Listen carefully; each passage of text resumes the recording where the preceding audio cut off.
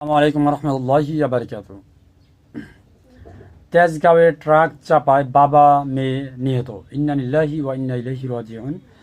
রাজধানীর তেজগাঁওয়ে শিল্পাঞ্চল থানাধীন 7 রাস্তার ট্রাক চাপায় অটো রিকশার যাত্রী রফিকুল ইসলাম ও মেয়ে তানজিলা নিহত হয়েছেন। তো এই ঘটনায় ছেলে নূর ইসলাম আহত হয়েছেন। মঙ্গলবার দিবাগত রাত আনুমানিক 3টার দিকে দুর্ঘটনাটি ঘটে। নিহত রফিকুল ইসলাম ছিলেন অন্ধ।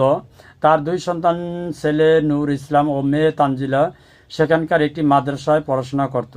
নিহত রফিকুলের ভাতিজা আব্দুর রকিব জানিয়েছেন, তাদের গ্রামের বাড়ি নেত্রকোনা জেলা পূর্ব ধলা উপজেলার জাটিয়াবো। বর্তমানে তিনি মগবাজার ওয়ারলেস রেলগেট এলাকায় থাকতেন। রফিকুল ইসলাম রাত 3টার দিকে মগবাজার থেকে ব্যাটারি চালিত অটো রিকশা দিয়ে বাবা 2 সন্তান মিলে গ্রামের বাড়ি যাওয়ার উদ্দেশ্যে মহাখালী বাস স্টেশনে যাচ্ছিলেন।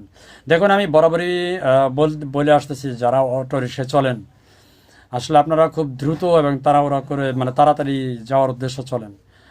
ঢাকা শহরে যারা ব্যাটারি চালিত রিক্সা চালায়, ধরেন 100-র মধ্যে 99 জন, আমার কথাটা বুঝেন, 100-র মধ্যে 99 জন এমনভাবে অটো রিক্সা চালায় যা দেখলে মনে হয় যে সে একটা বিমান চালাচ্ছে। কথা বুঝতে পারতেছেন? অর্থাৎ যারা ড্রাইভার গাড়ি চালায় তারা জানে, তারা বুঝে যে আসলে এই অটো রিক্সা মেন রোডে, হাইওয়ে রোডে কতটুকু ভয়ঙ্কর। দেখুন, গাড়ি চলার সময় ব্রেক হতেই পারে, ব্রেক দিবেই, প্রত্যেকটা ড্রাইভার ব্রেক করবে, কারণ কোনো ড্রাইভার ইচ্ছাকৃতভাবে অ্যাক্সিডেন্ট করে না।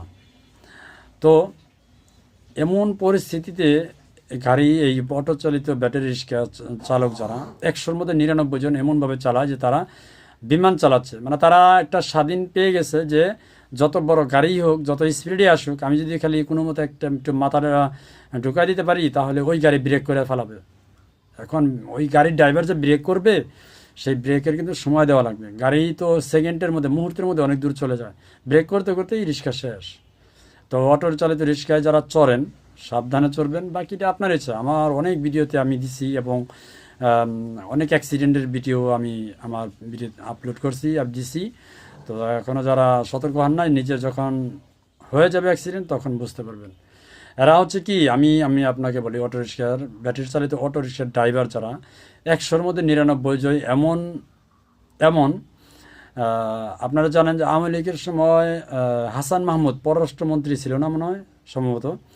তো তাকে যেমন মানুষ বলতো যে এই মন্ত্রীকে জুতা দেওয়া পিটাইলেও সে পদত্যাগ করবে না। তো অটো চালিত ব্যাটারি রিক্সা চালক 100-র মধ্যে 99 জন ঠিক তেমন। এদেরকে হরন দেন আর গালি দেন, যাই করেন, এরা বিমানই চালাবে। সুতরাং আসলে এই মেন রোডে, হাইওয়ে রোডে নিষিদ্ধ করা উচিত এই ব্যাটারি চালিত রিক্সা। তা না হলে এরকম দুর্ঘটনা ক্রমাগতই চলবে, বাড়বে, থামবে না। ইভেন কি যানজট কমবে না, তারপরে হচ্ছে আপনার এই সমস্যাগুলো কমবে না, থাকবেই। আর যাই হোক, তারা তো বিমানই চালাবে, আপনারা যারা রিক্সায় উঠবেন তারা সতর্ক হয়ে চলবেন। ধন্যবাদ সবাইকে। আসসালামু আলাইকুম রহমতুল্লাহি ওয়া বারাকাতুহু।